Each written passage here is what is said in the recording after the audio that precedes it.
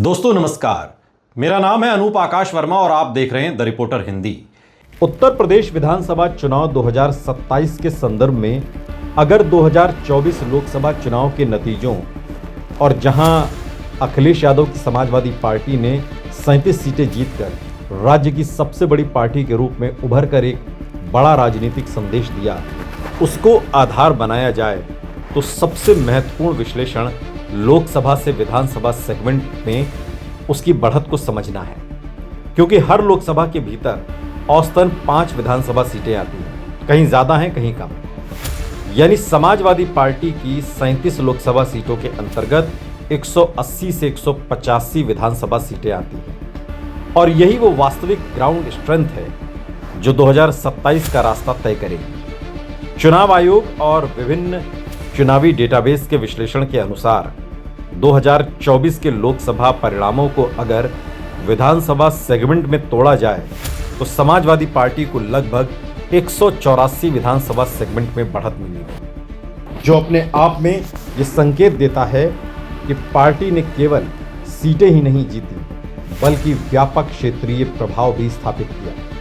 इसका सीधा मतलब यह है कि जिन 37 लोकसभा सीटों पर समाजवादी पार्टी जीती, उनके भीतर आने वाली अधिकांश विधानसभा सीटों में वो या तो पहले नंबर पर रही या बेहद करीबी मुकाबले में रही। यानी वोट ट्रांसफर प्लस सामाजिक समीकरण दोनों उसके पक्ष में काम कर रहे हैं। जोन वाइज अगर विश्लेषण को तोड़ें तो पश्चिमी उत्तर प्रदेश, जिसमें मेरठ, मुजफ्फरनगर, सहारनपुर, कैराना बेल्ट में समाजवादी पार्टी ने जो गुर्जर, मुस्लिम और पिछड़े वर्ग के समीकरण के साथ बीजेपी को कड़ी चुनौती दी है और यहां की करीब 30 से 35 विधानसभा सीटों में से 18 से 22 सीटों पर बढ़त बनाई है, ये काबिले गौर है। यही वो इलाका है जहां समाजवादी पार्टी कांग्रेस गठबंधन ने समाजवादी पार्टी को अतिरिक्त मजबूती दी।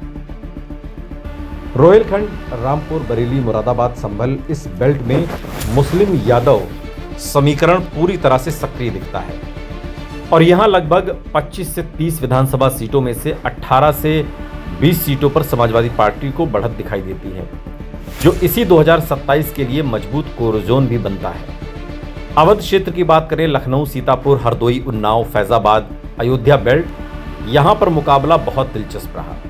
यहां बीजेपी की पारंपरिक ताकत के बावजूद समाजवादी पार्टी ने कई सीटों पर सेंध लगाई और लगभग 40 से 45 विधानसभा सेगमेंट में से 20 से 25 में बढ़त दर्ज की। ये बताता है कि शहरी ग्रामीण मिश्रित सीटों में भी समाजवादी पार्टी का असर बढ़ा है। पूर्वांचल की बात करें, वाराणसी, गाजीपुर, जौनपुर, आजमगढ़, मऊ, बलिया वो इलाका है जहां समाजवादी पार्टी का ऐतिहासिक प्रभाव रहा है और 2024 में ये फिर से दिखा। यहां लगभग 60 से 65 विधानसभा सीटों में से 35 से 40 पर समाजवादी पार्टी को बढ़त मिली, खासकर यादव, मुस्लिम और गैर यादव ओबीसी वोटों के एकजुट होने से। यही क्षेत्र 2027 में समाजवादी पार्टी की जीत की रीढ़ बन सकता है। बुंदेलखंड की बात करें, झांसी, बांदा, हमीरपुर बेल्ट में समाजवादी पार्टी की स्थिति अपेक्षाकृत कमजोर रही है, लेकिन यहां भी 10-12 सीटों में से 3 से 5 सीटों पर उसने प्रतिस्पर्धा बनाई है, जो पहले की तुलना में सुधार है। कुल मिलाकर अगर इन सभी जोनों को जोड़ दें तो 37 लोकसभा सीटों के अंतर्गत आने वाली लगभग 180 से 185 विधानसभा सीटों में समाजवादी पार्टी की सीधी या संभावित बढ़त 110 से 125 सीटों तक आंकी जा सकती है। यानी करीब करीब 60 से 65% सीटों पर सपा का प्रभाव दिखाई देता है। अब सवाल यह है कि 2027 में ये बढ़त कितनी सीटों में बदल सकती है, जो करिश्मा 2024 के लोकसभा चुनाव में समाजवादी पार्टी ने दिखाया। यहां थोड़ा सावधानी से समझना जरूरी है, क्योंकि लोकसभा और विधानसभा चुनावों में वोटिंग पैटर्न अलग होता है।